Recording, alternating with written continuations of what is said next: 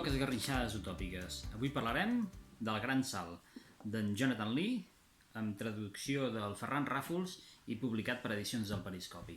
En Dan entra a formar part de l'Exèrcit de Lliberació irlandès en 18 anys, el 1978. Ho fa de manera natural, com si el seu destí estigués marcat de bon principi.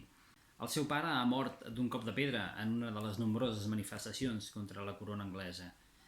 Per tant, no té més opció que esdevenir un soldat més contra els ocupants protestants.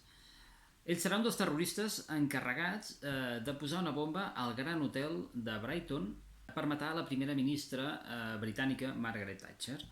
La seva vida confluirà allà amb en Moose, el director de l'hotel, i amb la seva filla, la Freya. L'autor segueix aquests tres personatges en els anys i mesos previs a l'atemptat, introduint-se en la seva manera de ser, les seves debilitats i els seus enganys.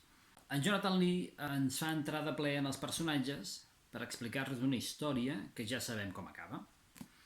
La bomba explota, però no mata la primera ministra. De fet, aquesta part de la història és gairebé només l'excusa per parlar-nos de les persones, els protagonistes de la història.